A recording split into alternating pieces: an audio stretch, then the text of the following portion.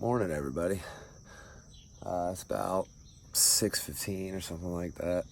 The sun's finally starting to come out a little bit, so now you guys can probably see me better. I just thought I'd show you guys kind of what I have to do to be able to take care of all these plants that I have that I love, because I'm really into landscaping and gardening. Rocket, of course. Taylor, the dogs, all that, the house, bringing in money to pay for all of these things. I usually wake up way before the sun comes out every morning, and keep everybody asleep. I don't let the dogs out of their cage. They still sleep in kennels. I try every once in a while. I'm trying to teach them. But every once in a while, when I do try, they'll sleep in there for like a day or two. They're still young. They're Sam just turned 2.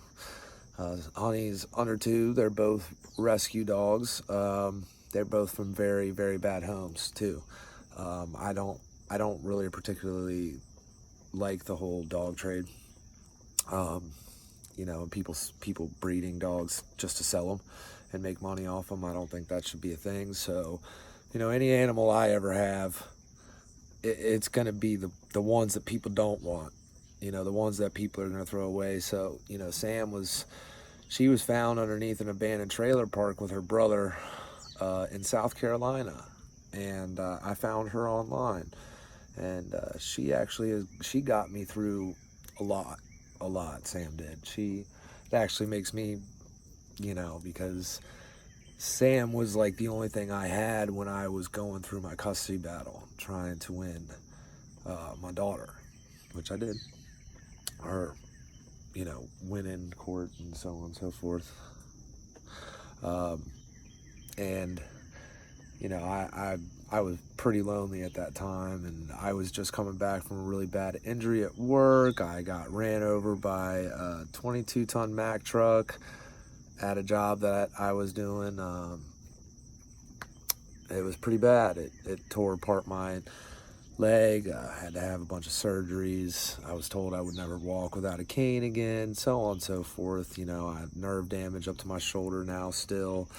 They still tell me that I should be on painkillers and stuff. Well, unfortunately, the painkillers that they put me on when this happened a couple years ago, I got pretty badly hooked on them. And that's because the doctors just pump you full of stuff when you go in there. And there's, you don't know when you're in that much pain and they're pumping you full of all that stuff. You have no idea. And they pumped me full of too much stuff, and I actually ended up overdosing and almost dying in my living room up there. All the meds that they gave me. And, after that, I put myself in a 35-day rehab. Also, it was a place to teach me how to try to learn how to walk again with my injury, which they did. It was extremely painful. But again, those places too, they're designed. They wanted to put me on stuff. It was their type of stuff. It was Suboxones and stuff like that. And after what had happened, and I almost didn't get to spend my life with my daughter, I refused everything and refused to take anything for my pain other than Tylenol and Neurontin to try to block the pain. And I went through nothing but a couple years of just agonizing pain, trying to learn how to walk again and run again and play with my daughter. But, again, she meant more to me than any type of pain ever could. So I learned, and now I'm here, and I'm doing all right. I'm still in a good amount of pain every day, but I've learned to deal with it, and honestly, exercising and running around and having hobbies like my animals and my gardens, they really help with that sort of thing. Now, don't get me wrong, I'm in agonizing pain. Some days I can barely walk, but I force myself to, or I walk with a bad limp, or, storms come. When really bad storms come, it's painful, because the pressure will you know, the pressure in the atmosphere and like the clouds and stuff. It's the same thing as any other injury, bad injury that you have. You can feel when the barometric pressure, sorry, it's early, uh, changes in that injury. Well, with mine, it's not just the arthritis that I feel when the storms come. It's nerve damage all the way up to here. Um, you know, I mean, it's not bad looking now. It's, you know, I got some scars here, some scars here. This is where all of my muscles got squished out, and my toes, that's about all they do now. They don't do anything other than that. But again, like I said, it's just some pain, just some stuff you got to deal with in life, and you got to get over if you want to go on with life. Anyways, so my dogs and stuff are asleep. Animals are asleep. So this is when I come out here and I take care of my other things that I love to do, and that's gardening. So I got my, you know, all my gardens here and all my different flowers that I grow. And again, some of these plants I take from, you know, people that are throwing them away. Like I go do a landscaping job or something like that, and they want these plants gone. And well, I come back, I take them here and I fix them again. I'll show you some of my rose gardens over here. A couple of them are doing so right now, but again, they were bad. I have this one, I'll show you. It's a stock. It's almost about this tall. Has no leaves on it. But down at the very bottom where I've restarted it, it's got this huge, nice, big flower coming out right in the middle of it. But anyways, here you go. There's some of my landscaping jobs on my house. It's just something I enjoy doing, you know. It's, relaxes me.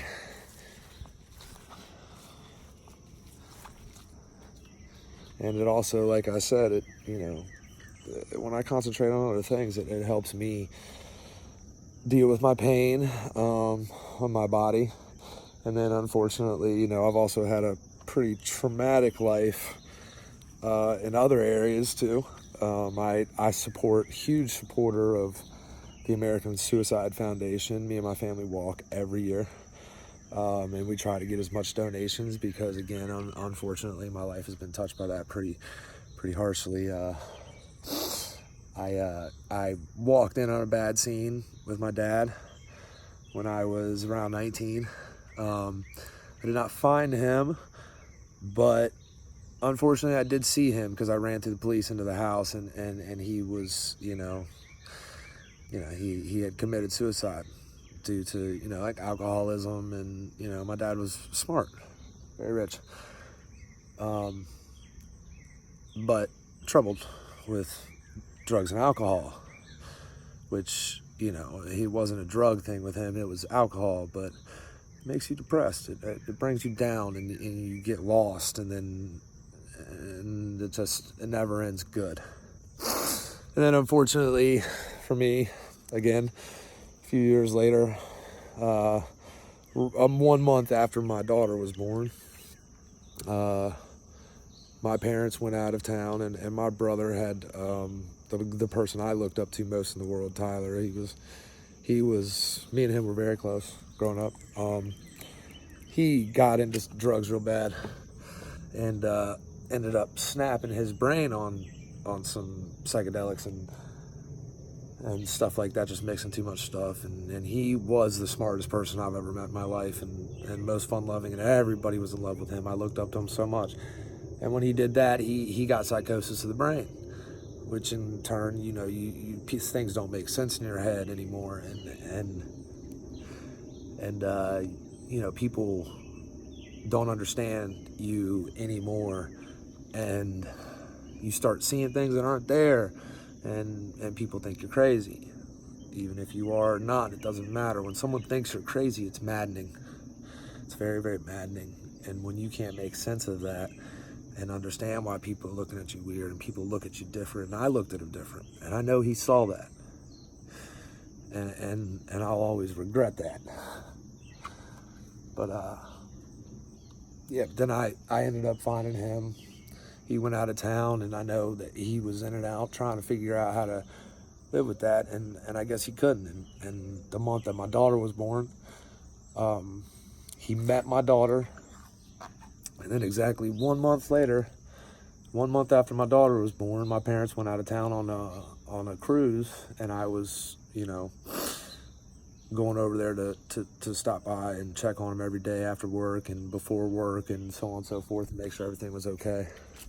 And one time I couldn't find him, and I panicked, and I searched the whole house up, down. I couldn't find him anywhere, and and then I went and checked the last room in the house that I hadn't checked because it was a storage room, and unfortunately, that again would be the second person in my family that I had found that had committed suicide. And again, it was by the same way. He was hanging there, and again, I had to see it, but this time, unfortunately, I was the only one there. So I had to panic and try to help him, try to save him, and it was very bad. It was I had to cut him down. He fell on top of me. I had to try to revive him, which in turn pulled tongue out. This is all the person I looked up to, very, very much so.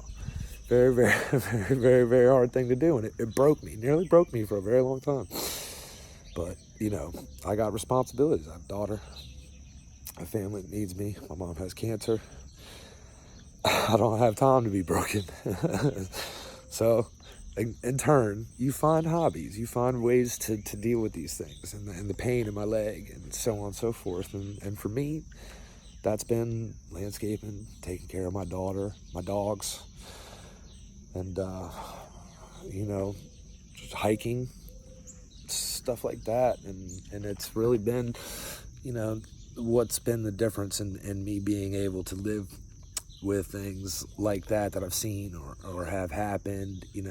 Unfortunately, my life it's kind of been like that for as long as I can remember. Things bad happened to me. I mean, just this past year, my mom, or it was a year and a half ago, I think, my mom got diagnosed with stage 4 lung cancer. And right after that happened, my best friend from childhood, there was a home invasion in his house, and him and his mom were shot multiple times in their house. And he was my best friend starting in elementary school, I believe. And so, of course, again, the police are going to rely on asking me a bunch of questions of who he hung out with and even though we weren't as close in the later years of before he did that. It doesn't matter. I was still considered his best friend, so I had to be information for them, who he hung out with, who they knew, and so it was pretty rough. It's been a pretty rough, well, it's been a blessed but rough life, but these past few years have been extremely rough, and these past 10 years have been extremely rough too, with my dad, my brother, mom, all that stuff. But like the moral of that story would be, you gotta find what you care about, and once you find that, you hold on to it, and then everything else starts to fall into place. And for me, that was my daughter. I wasn't gonna fail, and I'm not gonna fail because of her. And when I stuck onto that and I clung to that, it made other things fall into my life that, again, gave me more strength and more will not to fail. Dogs, Rocket, everything. I mean, you just got to stick through things. But anyways, enough of that nonsense there. Got here, see, these are my rose gardens here. I'm working on them. These, again, were from places, these guys were none of these were healthy when I got a hold of them this year. They were pretty bad off. They were dying. This guy is just now starting to, you can see these nice buds here. This guy's just now starting to jump back. The other harsh part about this is our environment's so messed up, and our ozone layer's so messed up, that our sun's been getting so super hot that these plants aren't doing as well as they normally would do. most plants are, grasses and everything like that, they're just baking. You can't water them during the day, because if you do, then their leaves burn and everything. So this guy was really, really bad. So he's huge, but you can see how tall he is, but he has really nothing on him. And I actually clipped a guy off that was all the way up here, because, and that was here, because there was just no bringing him back. The only reason I left these towers is because I've got it somewhat good enough to where just these two spots are starting to grow here on the top, which is good. I don't know if I can get it to grow all the way back down here, but if not, I'll just end up cutting those ones off, because I got this monster baby here growing out of the bottom of it. See? You know, there's no reason to throw things away just because they're a little hurt, damaged, broken. It doesn't matter. Anything can be fixed in this world. It just matters if you have the time and the patience to do it, and if you're willing to. These guys over here, there's nothing growing out of these guys. I just recently got these guys here. These were all at, I think, Tractor Supply, out on their racks. There was just a couple little rose bushes out there just dying, rotting away on their racks because nobody had bought them, and they were overstocked. So I walked by to go and get something for Rocket or one of the dogs or something like that, and saw them out there and was like, man, they can't just sit out here and die like that. So I went and spent my $5-10, and now I'm trying to get these guys. I think it was like they were on sale for like $250 or something like that. And there's 4 rose bushes in there. So when I do get it to come up, there's going to be multicolored rose vine going all the way up there to my bird feeders and my squirrel feeders. I have lots of birds and squirrels that come to my house. They sit here. I'm practicing. I'm trying to teach myself guitar because Taylor wants to learn guitar. So I sit in this bay window here. I turned that inside. I cut it out. It was just a bay window, but there was kind of a little spot there. So I cut out some wood and I upholstered it, and I put some fabric and some cushioning on there, and I made it into a nice little bench in our kitchen. And now that's pretty much where everybody likes to hang out. Taylor will sit there while I'm making breakfast or whatever and play with the dogs, and I leave those windows open, you know, and we just can sit there, and we have so many birds that come here.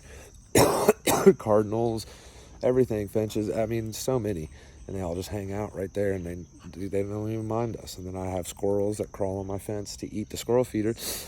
And they know me so well from just sitting there with the window cracked. And they'll come up and eat the stuff out of my hand. Like, I'll be sitting there munching on a granola bar or something, and and these squirrels will just be looking at me through the window like, dude, come on, are you gonna share? Like, I'm like, what the hell are you looking at? And then I'll crack the window and stick my hand out there, and they'll run up and they'll come and grab it out of my hand, and they'll go sit there on the fence next to me and look at me while they're eating it. Little boogers.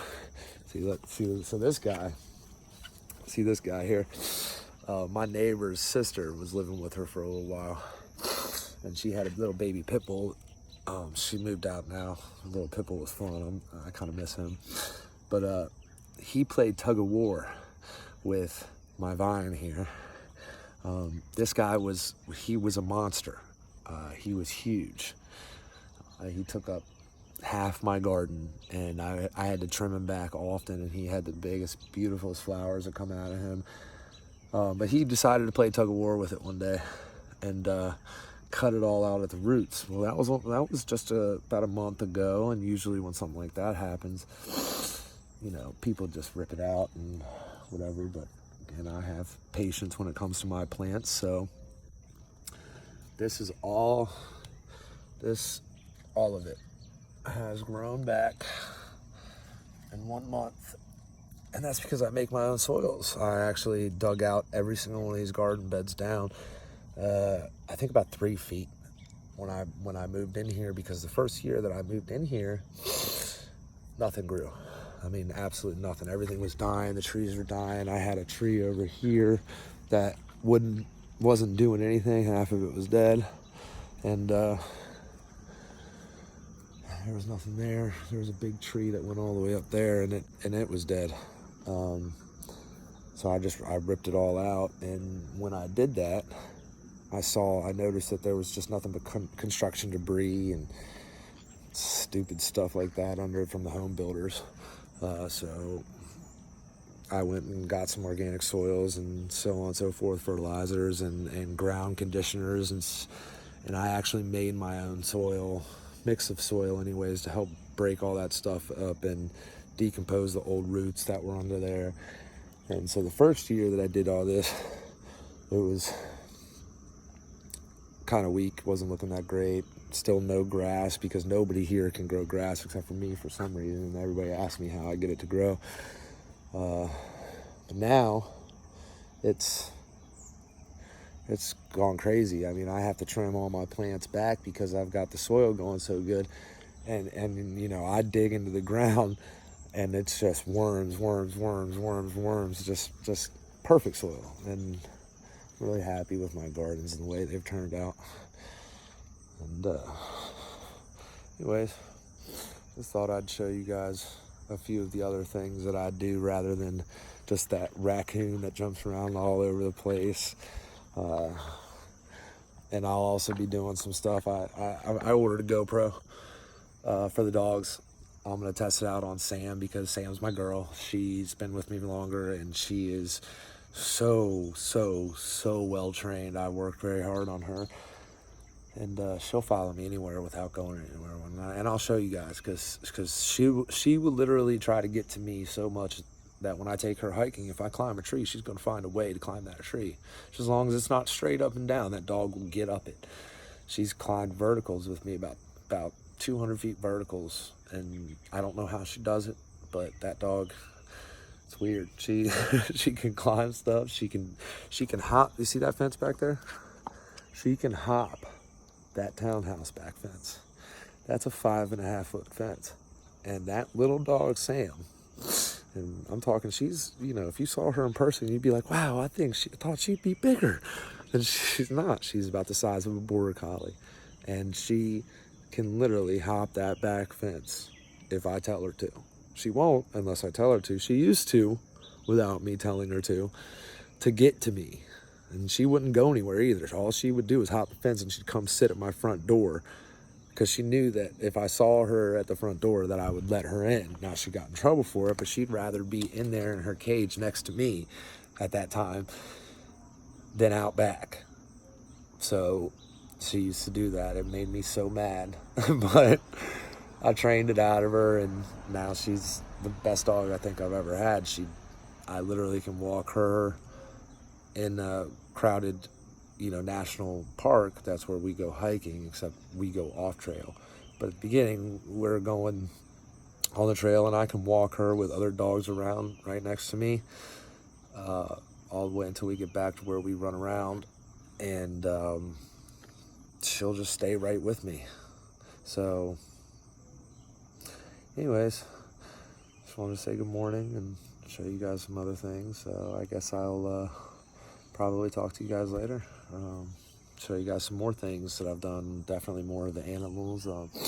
Probably show you guys some of the crafting stuff that I've done inside for Taylor, like her room, her bedroom. I did a complete custom paint job in there. It was part of a deal I made with her to get her to want to sleep in her own bed rather than in the room with me. And don't get me wrong, I love cuddling up with my munchkin, but you know, it's good for them to sleep in their own room. So, you know, I told her, I asked her what kind of room she wanted and what would make her want to sleep in there. And she said what'd she say? She said, a rainbow unicorn room with clouds.